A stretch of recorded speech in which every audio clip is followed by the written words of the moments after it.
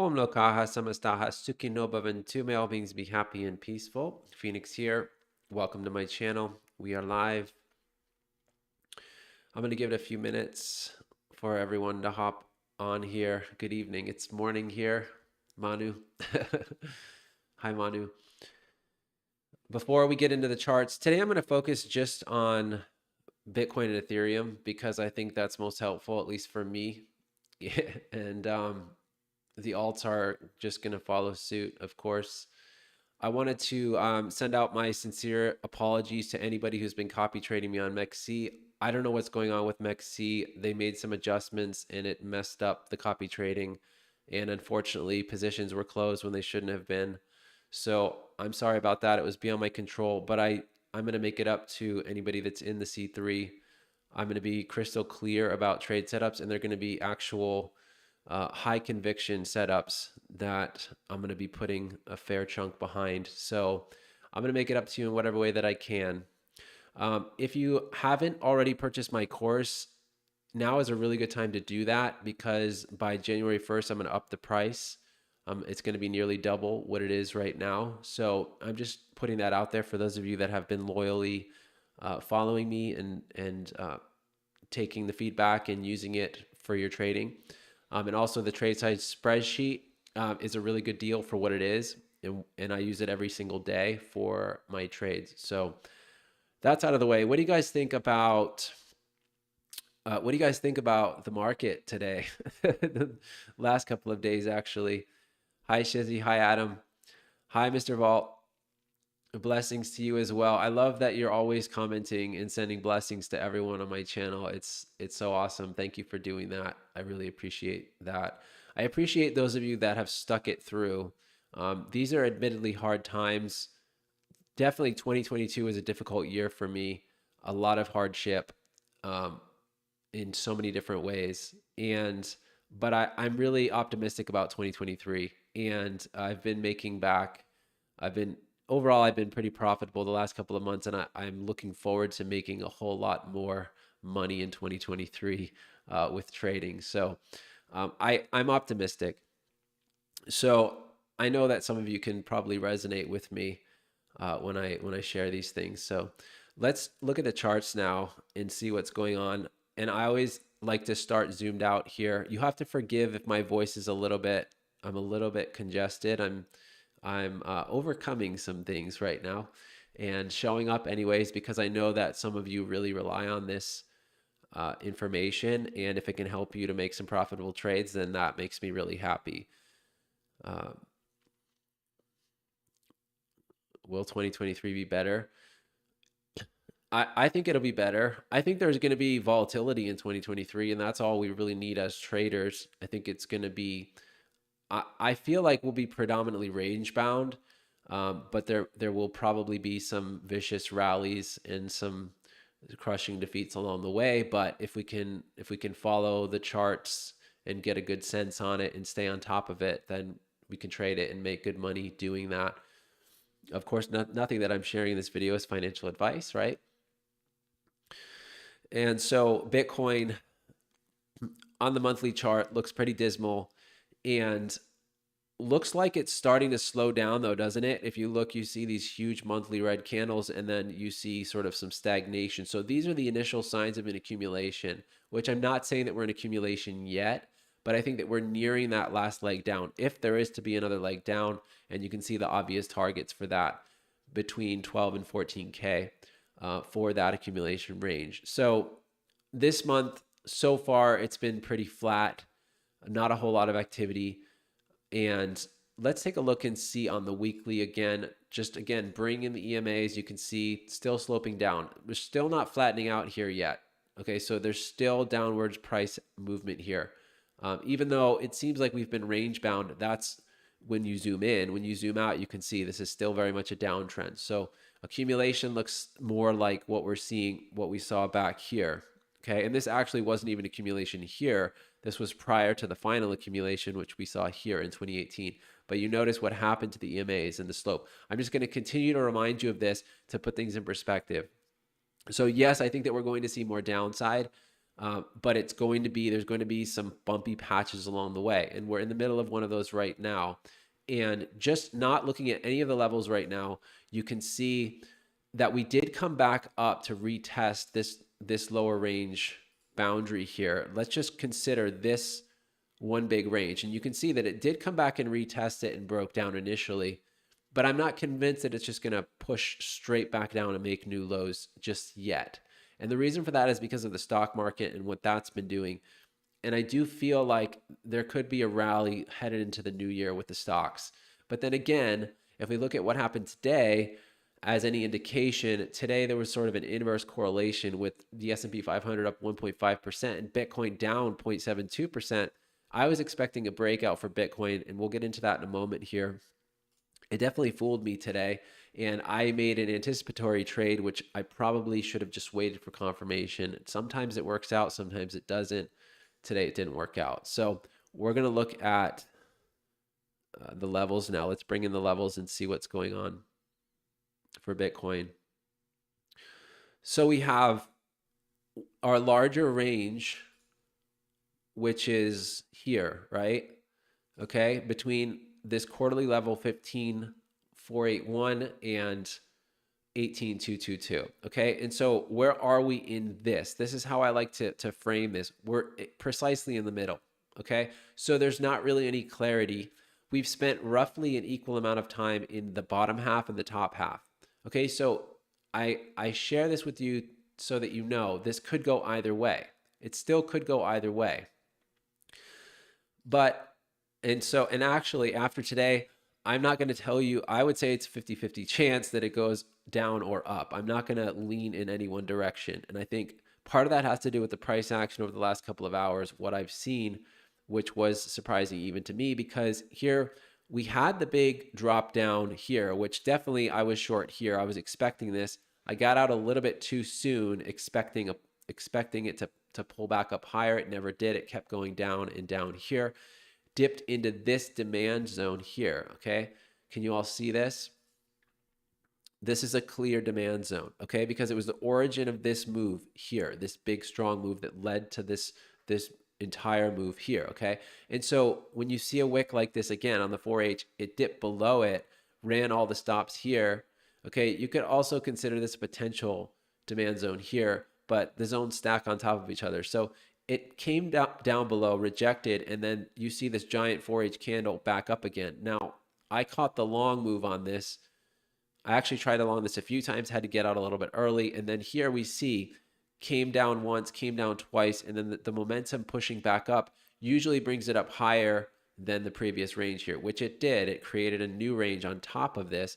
So now we have two ranges that we're working with here. We have this range here, okay, which we're currently inside of and may remain inside of, and then we have this range here, okay? So we had a strong move up into this, but then we had the rejection up here, which you can see here is a supply zone, okay? So that kind of makes sense that it would reject initially.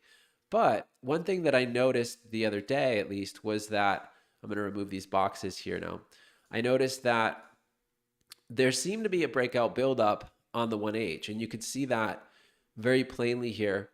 But this is just a perfect example of how things don't always play out the way you want them to. When I say breakout buildup, what I mean is that it's not putting in, it's staying above this diagonal trend line here, and it's hitting its head up against this wall repeatedly. And usually what happens eventually, at least in bullish conditions, is that it will break through. Now, this is a significant level here because it is the bottom of another range here, okay? You can see this range here, which I'm going to shade for you momentarily, between about 16,900 and 17,225, okay? And you can see that previously there was this deviation beneath this range, and then it got inside, it came all the way up again, okay?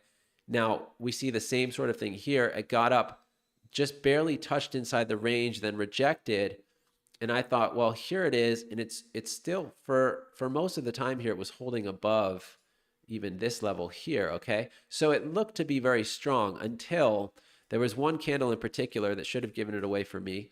Okay, probably was a good sign to exit, but didn't do that because I was actually in disbelief that one single or probably a handful of whales could push it down that far that fast, and they did that today, right here. It pushed all the way up. Looked like it was about to break out. Really looked like it was ready to break out, and then they crushed it all the way down. How far was that? This candle was devastating. Okay, so 0.96, and then I thought, okay, so there was a bullish engulfing after that. Okay, so sign that maybe there's still some underlying strength, and then a bearish engulfing after that, and then you can see what happened next. Okay, and now it seems like it's trying to push back up again. This is a no trade zone for me. I'm not even going to bother with this. I want to see this some resolution at this point because this is just garbage. This is a complete mess to me. And so what are we looking for right now?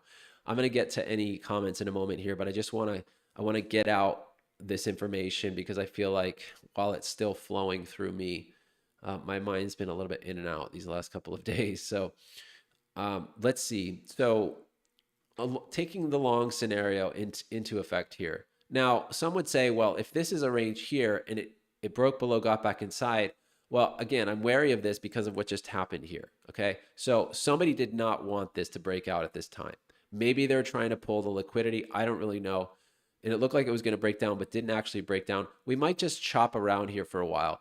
I'm perfectly fine if it wants to do that. If it wants to chop around here for the next, I don't know how many days, that's fine. But I'm not going to enter a trade here and wait for this to play out and be on the edge of my seat. Because what I find is that when you get in the middle of these messes, what happens a lot of the times you end up, it's too much, it's extra stress that you don't have to deal with. Okay. So it's better to wait for the actual move and to try to catch it. Now, the reason that I tried to front run this and I got in somewhere over here and then I averaged a little bit lower, but the reason that I tried to do that was because what we've seen lately is these moves are happening so quickly. Like you see, this was actually this big move here where we dropped, it looks like a lot, but it's actually only 1%. But we dropped the whole percentage, but that only happened in a span of 10 minutes. You see these two candles? That was 10 minutes.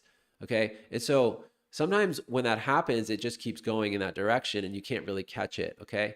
And I had that with USD/JPY, but that's another story. That's Forex. So you can see that we've seen that happen multiple times here. And we see this candle here, you know, leading up to this, if you're just a conservative trader and you're waiting for some sort of a confirmation, well, then you missed this whole move here. Okay. And it never really came back to that. So there's a trade-off, right? Because sometimes you want to try to get in early, but and it's tricky right now because the market makers have to really up their game because there's not a whole lot of liquidity in the markets right now. And so they're just really moving the price very quickly and it will consolidate for days. And then all of a sudden we'll get that blast off.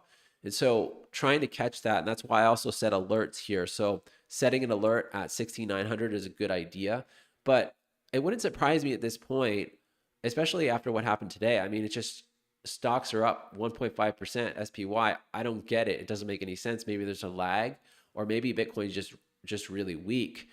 Because it looked like it really wanted to break back into this channel, and it still might do that.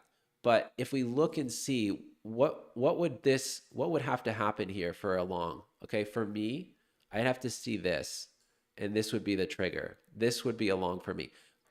But I actually wouldn't be surprised if it did something like this. Now, I'm not going to short this here if it comes down from here and comes all the way back down again. I'm not going to short that because of all of this. There's too much here. There's not enough clarity. So it could do something like that, fake everybody out. And then somewhere in the middle here, somewhere at the bottom of this range, it could come back up and get back inside again. This would maybe be a long for me. Okay. I know that looks horrible. Let me see if I can clean this up. So if it comes back down somewhere in here, kind of looks like it's in no man's land, and then gets back inside, I would consider a long here, okay? Otherwise, I would just let it fall. If it wants to come down, great, okay? And then see if it shows strength. I probably wouldn't even long this at this point. I would probably just wait for it to come all the way back up here, or even up here as a really conservative entry here. I'd wait for it to come back up here and then start to clear that level again for a long position. And then if that did happen, then I'd definitely be looking for targets here, and here that's around 17,500, maybe a little bit beneath there, and then all the way up to 18,200. Okay, it seems pretty far-fetched right now, doesn't it? But you never know. And it could be, again, that we just see a consolidation here and then a move back up here, and then it breaks out, finally breaks out. Or it may just chop around for a while and then come up. Either way, trigger for me would be somewhere up here. But you have to be careful because you have this gray area now with all of what happened previously, okay? And you'd want to be wary of any spikes like we saw previously. You'd want to be wary of this sort of these pin bars, these pin bar candles here. I'm not looking to take any shorts here on Bitcoin right now, but of course, I'd have to reevaluate if it came all the way back down here, okay, and continue to show weakness, then that would definitely be a short here, but it's not too far to this level here, okay, but there's a potential to take profit, and then it's probably headed a lot lower. I mean, I think if Bitcoin breaks down back below 16,300, then it's probably going to put in new lows. That's just the reality of the situation. But I don't think that's as likely. So I guess I am still leaning a little bit toward the bullish side of things. But it may just chop around for a while in this range, and then hopefully we get back inside this range so we get some price action to work with here. So that's Bitcoin. I don't know who Jack Levin is. Hi, Tabor, great. Thanks for coming on. 𝐬𝐨𝐥𝐿, yeah, I don't know. I haven't looked at that. Huge bull candle, cup and handle on the monthly. Yeah, I mean, always thinking in terms of where's max pain. I mean, I think that max pain for Bitcoin would be a move, a very swift move up, even beyond here, all the way up to somewhere over here at this quarterly level, maybe 21,000.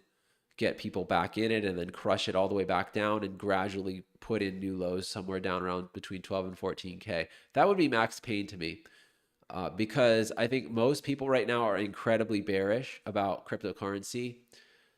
And of course, they have good reason to be. And we've seen it's been pretty stagnant for the last 6 weeks overall. You see these dojis, this indecision. I think that if there was going to be another strong move down after this, then it would have happened already, at least in the last 6 weeks or so. So I would be leaning more towards coming back inside here. If we get back inside, let me turn these levels off again. If we get back inside this range here, then it's probably headed up much higher. Okay, that's 18,200. So that would be a pretty good long trigger, because this would be one big deviation, gets back above. But then I'd definitely be looking for shorts at this point once it gets up even to the mid of this range here. That would, in my humble opinion, that's max pain scenario for Bitcoin. So, and it wouldn't surprise me either. Nothing, you have to be prepared for anything at this point, at this stage in the bear market. You have to be prepared for anything, and it is helpful to have a short bias most of the time, and not be trying to look for longs every time it drops down. And that's something that I've learned through personal experience. I'm still learning it today, but you win some, you lose some. So Ethereum is looking, I'm actually very surprised that it hasn't come down to run these stops down here. I'm surprised that it hasn't come back down and revisited 1,000, somewhere between 800 and 1,000. That's surprising to me. So Ethereum has actually been stronger than Bitcoin overall over the last several months. And if we bring in, let's see if we can see anything more here. You can see that it is consolidating. It is holding above this range here at present. It is holding above. We had that deviation back above, and it's right on the line here. So it's kind of on the excuse me, it's kind of on the break here. And we will see, let's bring in the levels now and see what we're seeing. Ethereum is even less clear than Bitcoin to me. we have, again, if we just look at, okay, where has Ethereum spent the most amount of time in this range? You could say, again, roughly, I would say actually Ethereum's been in the upper portion, the upper half of this range. Let's just shade that so you can see what I'm looking at here. It's been in the upper half, and it's right smack in the middle again. Okay, it's been in the upper half for most of this period. And usually where the price has spent the most amount of time, just like the volume point of control, it tends to act as a magnet for the price. So it would not surprise me to see Ethereum come back up to 1255 and push back inside this range here. But I'm not going to be taking any positions here until I have clarity. And what clarity looks like for me, you see this here. You see that we have, this was the range that I was just mentioning here. So in order for this to happen, what needs to happen for Ethereum? It has to push through a fair amount of resistance. First of all, it has to get back above this range here, which we are in a range right now. If you want to trade this, God bless you.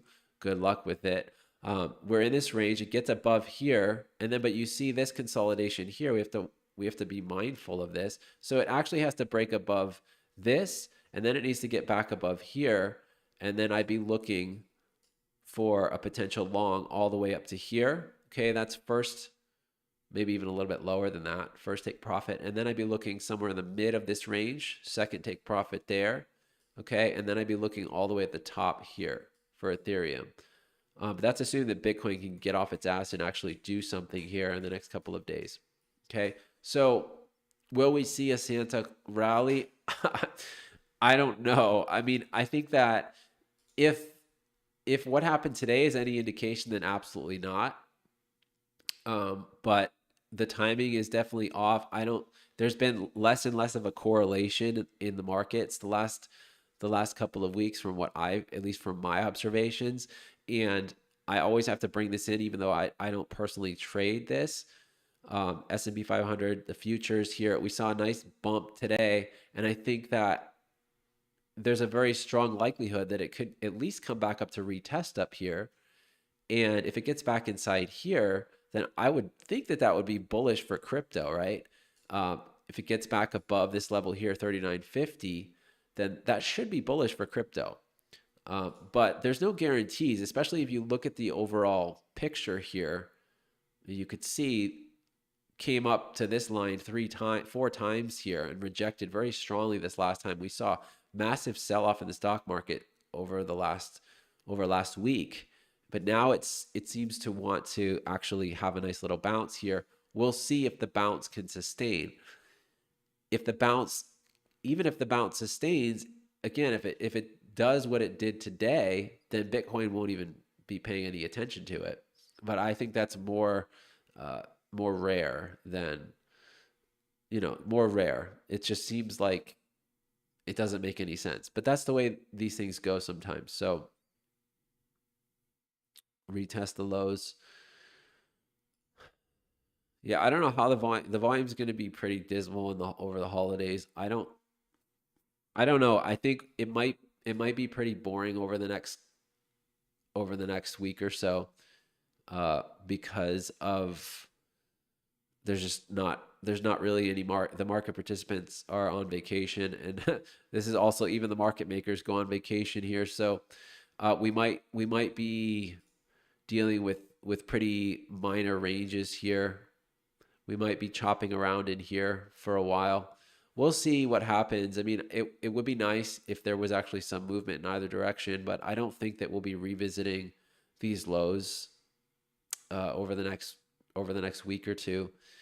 I think the next move is going to be a move up, because it looks like it's fine. It's putting in support here. This is a lot of consolidation after a big, strong move down. And it just looks like it wants to push back up again from here, but I don't know for sure. It's better to just wait and see. And I gave all the long and the short scenarios here. I'm not even going to really look at the altcoins. It's kind of crazy to me because I noticed during all the volatility, some of them weren't even moving as strongly as Bitcoin was.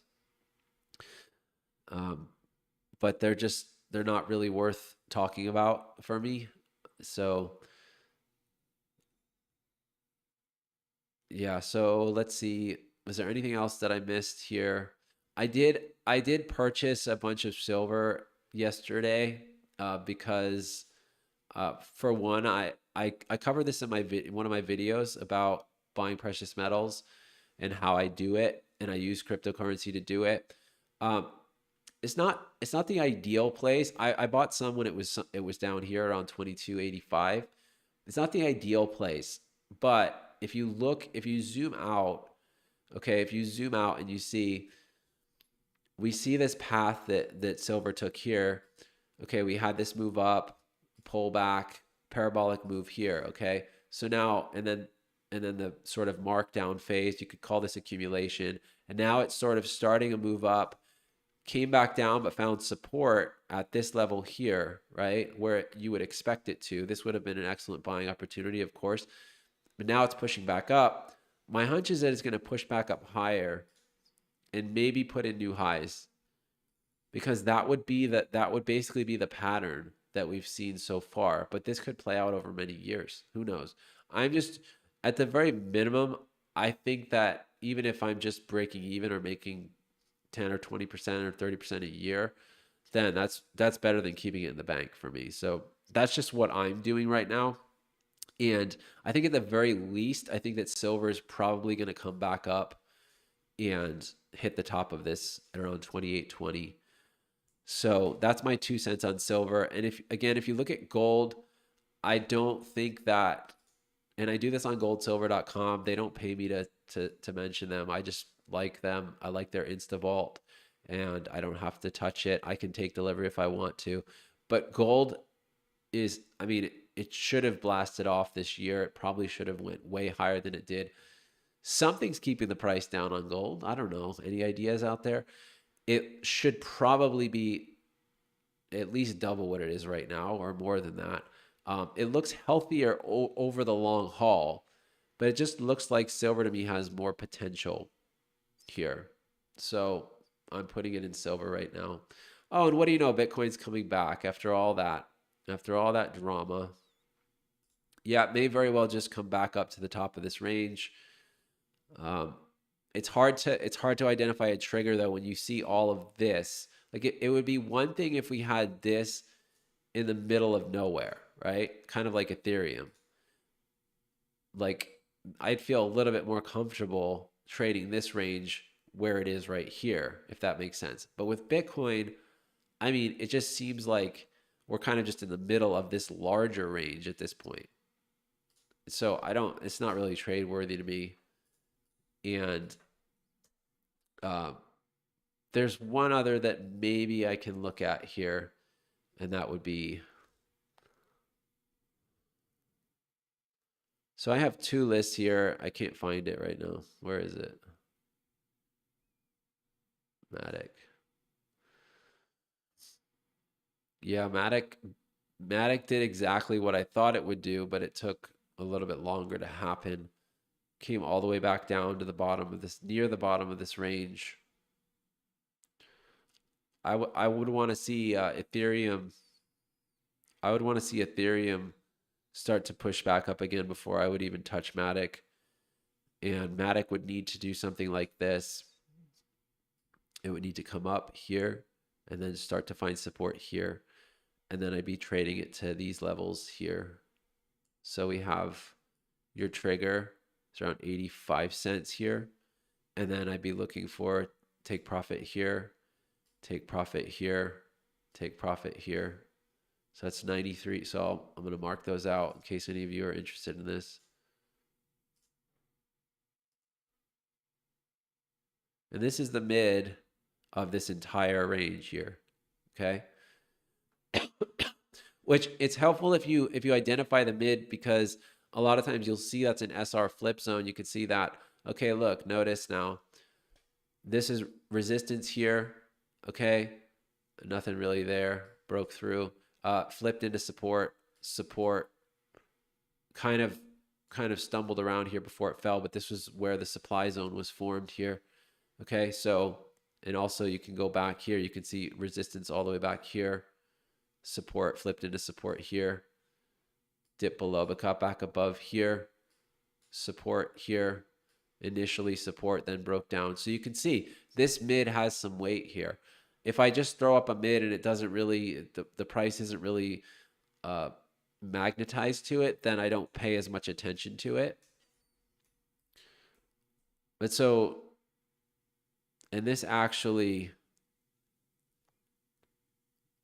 yeah, honestly, I think I would want to see it get back above the mid before even considering taking a long with this, because this isn't like a super strong level here. This was just looking for, I'm going to actually delete that. It's not really important. Okay, so if any of you have any questions, I'll hang around for a little bit longer. Otherwise, I'm going to hop off because I need to save my voice and conserve my energy as well. Maybe start taking some food again. And I'm still working on that DeFi report. It's coming. I want to be really certain that the ones that I pick are, you know, they're the ones that I would actually invest in. And so I have I have very high standards. And again, I don't see myself necessarily throwing into spot. I don't know. I really don't know. 2023 is, we don't know what's going to happen in 2023 yet, but I want to be ready. So that's why I'm doing the research now. And there's most of the time when I'm researching these projects, I'm like, I don't even want to be doing this right now. But I'm also like, this is when most people are thinking the same way and they don't do anything. And then they miss out on those 100x or 1000x moves. So I am putting together the report. It is going to be for sale, but it won't be that expensive. And for those that actually take it seriously, then it could do really well. Again, if you have 10 projects and you throw, you know, 1,000 or 10,000 into each of them, and then one of them does 100x, well, guess what? The cost of the report paid for itself times, I don't know how many thousands. So that's the thinking that you have to have in cryptocurrency. And yeah, I'll get it out as soon as I can. I've just been kind of set back. And I'm also starting to make more videos on this channel that are actually inspirational, and sort of starting to combine the financial aspect with just life, because I think that I would go completely crazy if I just was talking about cryptocurrency. And there's a lot that you have to put up with energetically when you're just talking about cryptocurrency and on a daily basis. And I don't want to be, I don't want to do that. So I'm still going to do the lives for the foreseeable future. I may eventually go completely private and just have it for members of my group that are sticking it out in the group, which is another reason why you should probably sign up with MEXC and sign up for the C3, because I do share a lot more information in there on a daily basis. And there's not a whole lot of people paying attention right now. I mean, some of you in the group are reading it, I'm sure, but that's going to continue, and that will give a pretty good read on the markets. People pay thousands of dollars for these sorts of programs. I know, because I've paid for other programs in the past, and some of them don't give as much as I'm giving, and I'm doing it for free. So I may eventually have the trades channel have a minor fee for that, because again, I feel like people need to value these things in order to get the most out of it. And sometimes what I'm finding is that even a small fee makes a big difference in how they perceive it and how they use it. So it's all really geared towards your financial well-being and success in cryptocurrency, and trying to give all the tools for you to do really well. If you didn't do well in this bull run, that's okay. I understand. It's all about timing, and you know, getting in the next bull run, getting in early 2023, early 2024 is going to make worlds of a difference.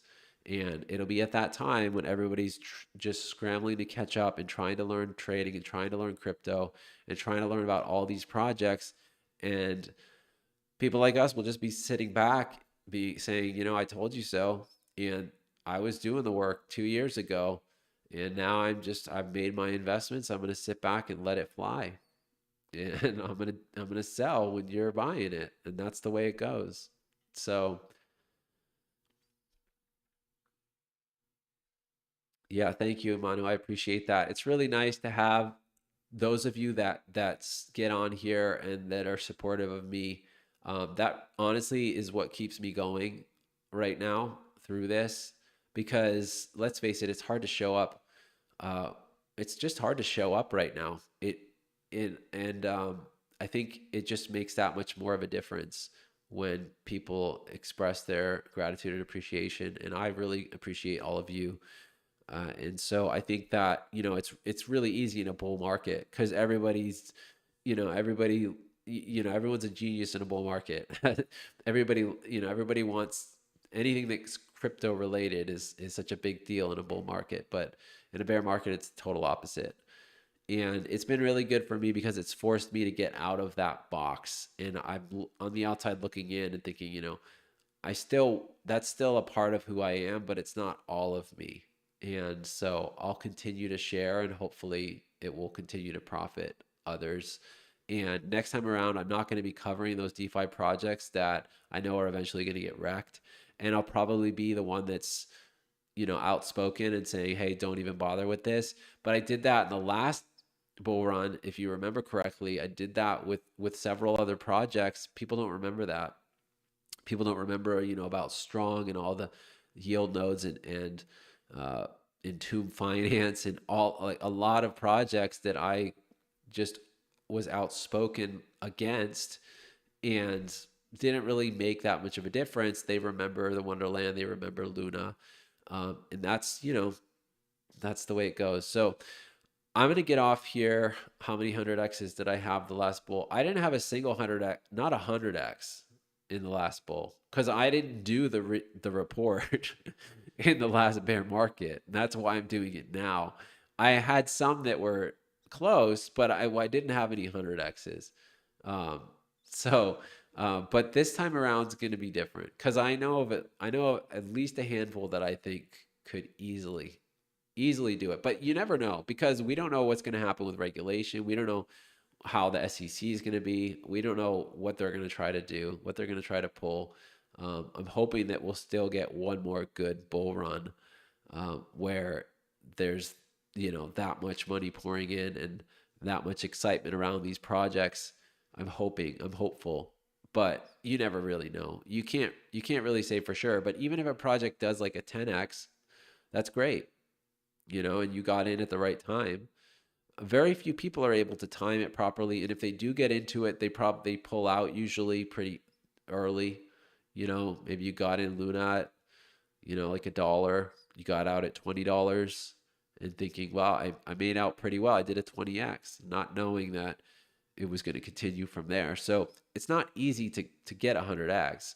There is some skill involved. Sometimes it's pure luck. You just throw the money in and forget about it. But most of the time, there's some skill and some patience that most people just don't have. So those cases, we do hear about them, but they're glorified, they glamorize them, but it's actually few and far between. That's the reality. So, but it's for those who are showing up when no one else wants to. They deserve that, just like the early bird gets the worm. So, hey, Mike, you're going to have to go back and read and watch it again because I'm not going to be on here for much longer. I'm actually about to sign off here so that I can get some food and give my dog some love because I haven't been able to do that yet today. So I hope that you guys all enjoyed this video, that you got something of value from it. And please share in the comments if there's anything that you want, any suggestions or any requests in the future. I'm trying to keep my focus narrow right now. I've gotten more and more narrow. Now it's just Bitcoin, Ethereum mostly because they're dictating the rest of the market. And so there may be a few alts if I see trade opportunities come up, but it's just gotten increasingly hazy as the liquidity's been pulled from the markets. We definitely need a strong rally here for the liquidity to come back in. That's what we need. And it hasn't happened yet, but it might happen. It might happen in the coming weeks. We will see. So thank you, Dejan. I appreciate that. Have a beautiful rest of the day, everyone.